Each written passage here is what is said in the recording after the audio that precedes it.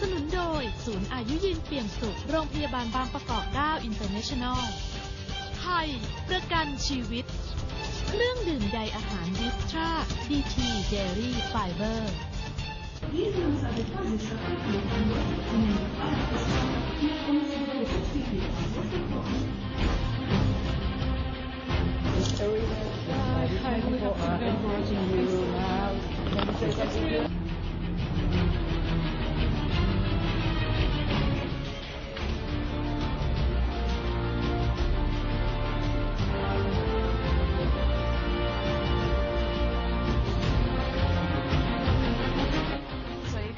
เจาะข่าวเด่นนะคะวันนี้ดิฉันกรุณาบัวคำศรีทำหน้าที่แทนคุณสรยุทธสุทัศนจินดาเราจะเปิดใจหนึ่งในทีมทนายซึ่งที่ผ่านมาคนไทยก็ให้ความสนใจหลังจากที่เห็นฝีมือในการให้การด้วยวาจาต่อศาลโลกเมื่อช่วงสัปดาห์ที่ผ่านมานะคะคุณอลิน่ามีรองอยู่ในรายการกับเรานะคะแล้วก็ท่านรองปลัดณัฐวุฒิโพธิสาโรรองปลัดกระทรวงการต่างประเทศก็ให้เกียรติมาที่นี่ด้วยนะคะตอนนี้คุณอลิน่ามีรองอยู่ในรายการกับเราค่ะสวัสดีค่ะสวัสดีค่ะ Allow me to say hello in Thai สวัสดีค่ะ Yeah, you arrived to Channel 3. Were you surprised to have a lot of fans here?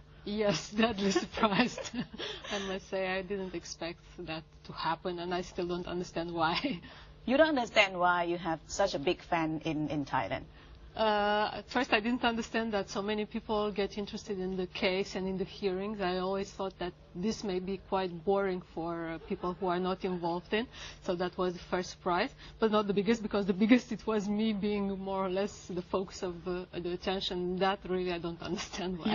So you still don't understand why you become such a popular in Thailand. I think I'll never understand why.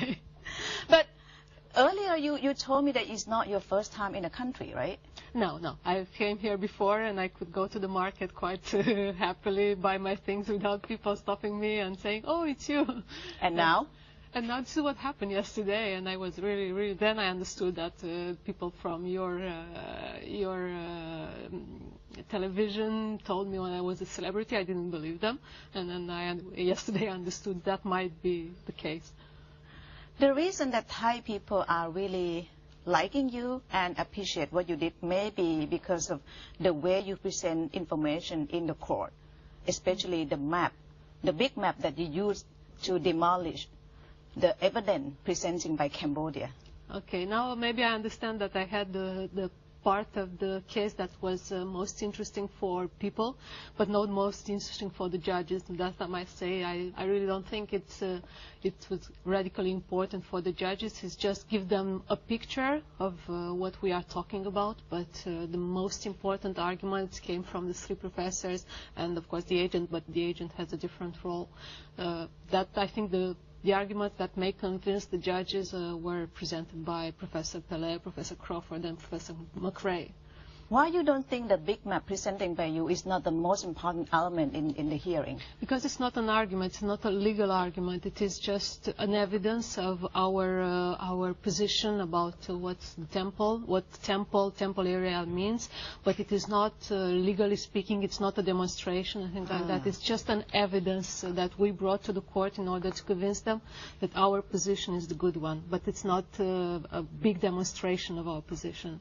But too many Thai is a kind of big surprise, including me, because I've been following this for quite a while, and we were believed that the map using by Cambodia, the Annex 1 map, is actually more or less valid.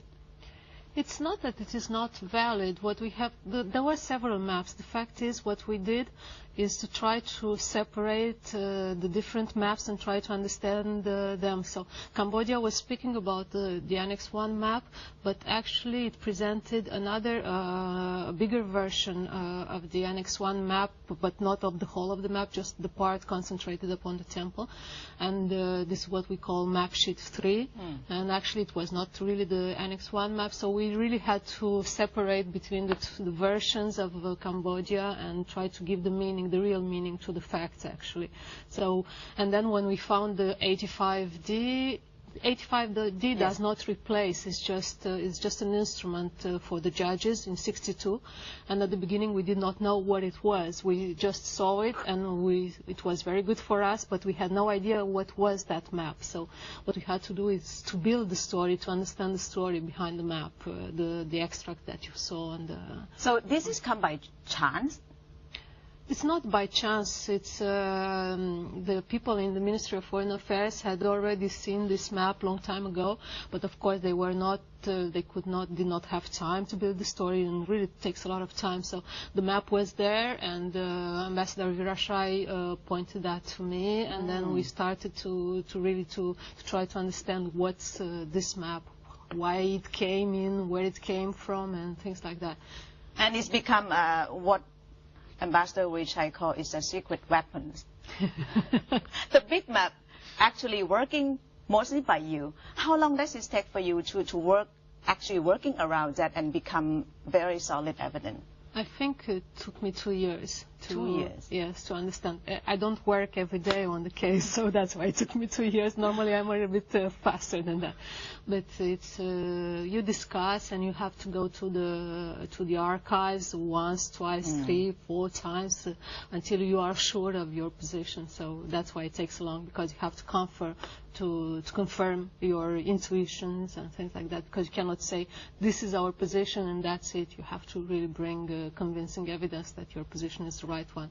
That's why we went to the court several times.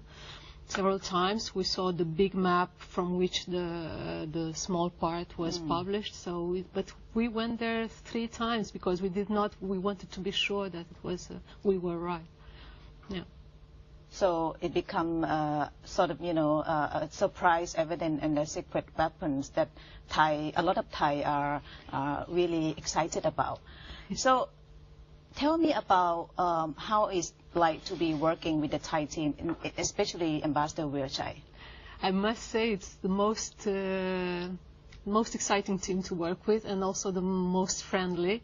And Ambassador Virashai, he already had the ideas for the case. He had quite precise ideas for the case. So to have an agent that knows where we must go, that's very important. And I also must say that really the people that we don't see, and there are some, I think there are at least 10 people from the Ministry of Foreign Affairs and 3 people or 4 from the Hague Embassy, they really did a great job, and lots of nights spent on trying to understand things. And even if we don't see them, it's really important what they did. But the ambassador is a great team leader. In a sense, yeah, I was the one pushing them to give answers and not letting them sleep for the map part. For the rest, I think the ambassador did the same in this very demanding manner. Right. So go back to the map, because you said that Ambassador Virashai actually point out the importance of the big map. Do you know why in the past Thailand is not really focusing on that much and not really studying or working around? But because that map only has a meaning for the case, for the judges. Outside, it's not the new map between the 2 states.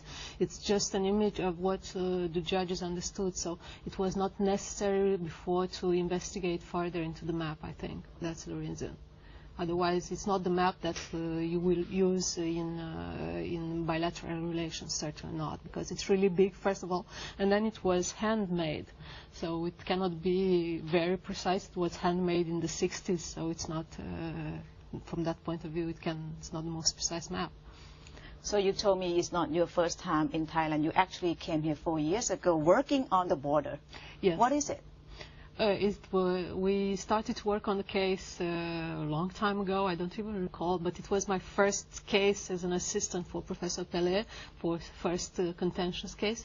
And we had the file already, and we had discussed a lot with the team from the Ministry of Foreign Affairs.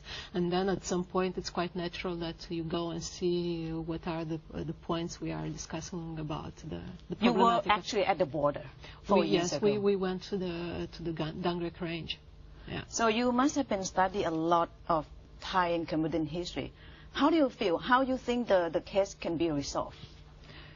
Oh, these are two different issues, I believe. The history, that was very interesting for me to learn of the colonial past of France, which I'm very much interested with, and also how the things were going back in the beginning of the 20th century and the end of the 19th century. But then I think at some point the two states would have to get along together and have to establish a common boundary that is agreed between the two of them. I think that's the next step to improve the relations.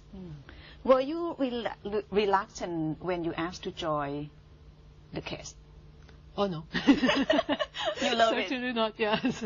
Not at all. No, I think this is my preferred case because you have to know that the 1962 judgment, it is one that the international law students learn from the very beginning of their studies. So it's very, very exciting to get back on this tremendously important judgment of the court and try to understand it better. So for you as a student, it's a great experience. Oh, great. Really great, yeah. And also, because, you know, you are working with one of the most important lawyers in international law, and this is really, really exciting because you learn a lot. And you are only 34, I believe. Yesterday was your birthday. Yes. So I am 40. So, yeah, you're right. Because actually the lawyer who work in this kind of area, in disputed border, is not a lot of them are female. No, but that's I think the case for a lot of working, a lot of, how you call it, demanding. Yeah, it's not the women at this stage are not very putting forward, not always. So you have to work hard to get there.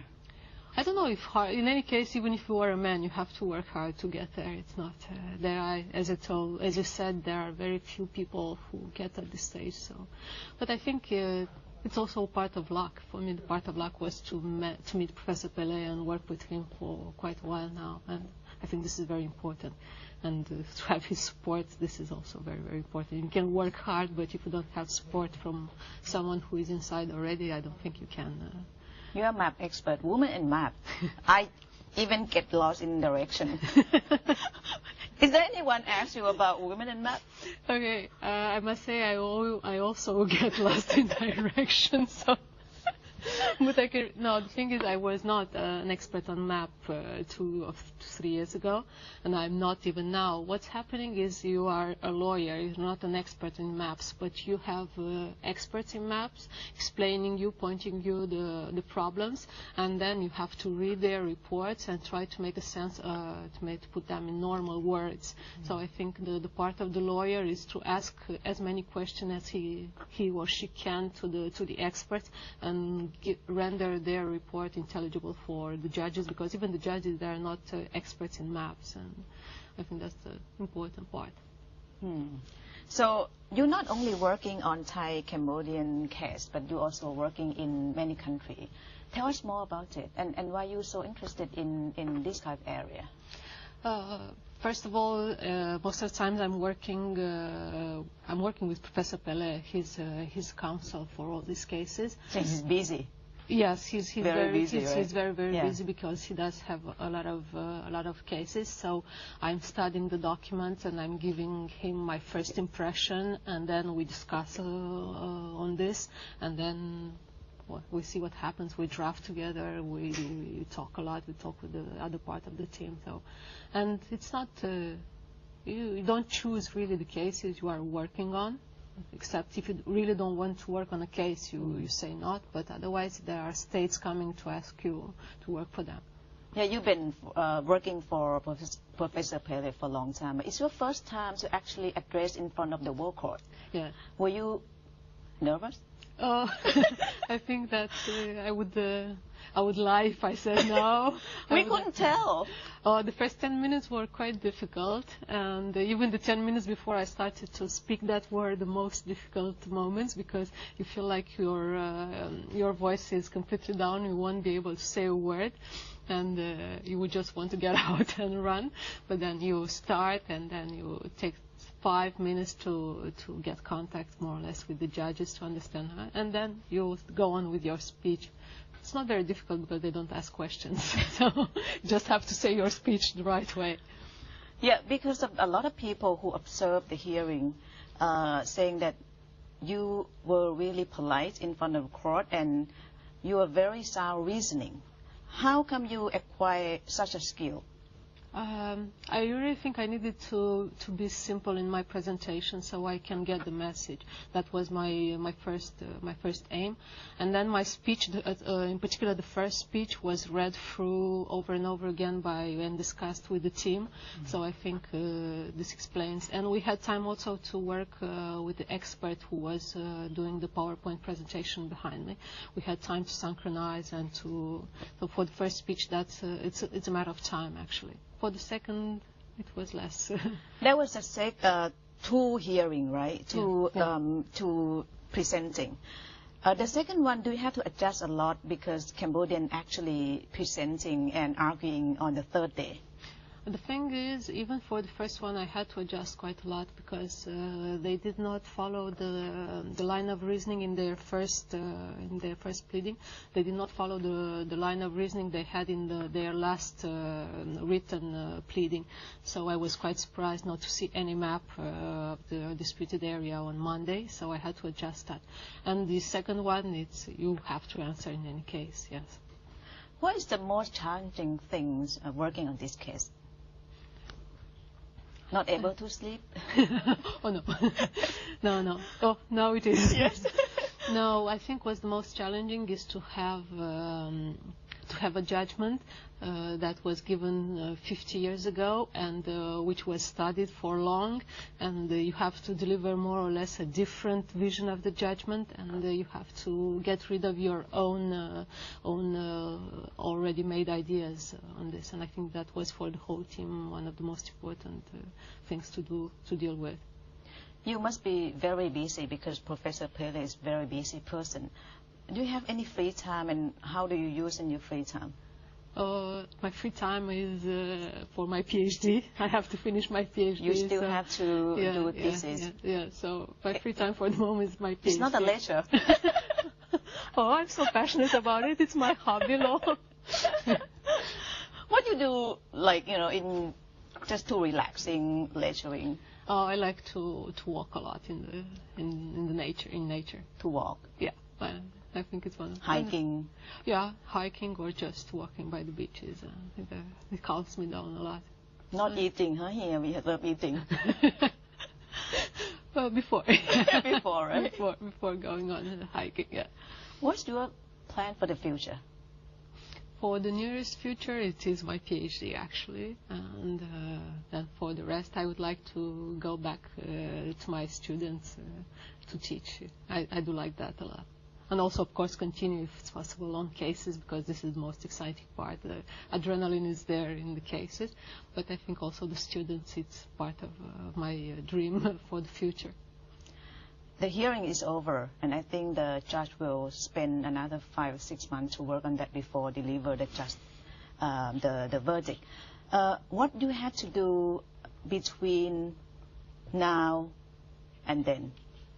I think for the moment our work is more or less done. I think maybe we will assist the Ministry of Foreign Affairs, which is preparing an information material for the public, but that's very light. So for us, for the moment, we are going to be completely in expectation of the judgment and nothing more to be done, I hope. If we have 10 level of satisfaction of what you've done in the court? Okay, I would not answer that question. I don't think I can judge myself. But you're happy? I'm very happy because I saw Professor Pele at the end of the first presentation. He was so happy that I think that's one of the things I remember for long in my life, because you are very stressed before, and then when you see that everything goes okay, then you're just relieved and happy. Yeah. Will you come back to see us again? Oh, yes. You'll come back. Oh, yes. I want to go to Ayutthaya. I want to go to Sukhothai. I want to go back to Kokut Island. Yeah. You will come back anytime. Thank you very much for joining us today. สวัสดีค่ะ คุณอารีนาเมรองนะคะกับเจาะข่าวเด่นวันนี้สวัสดีค่ะ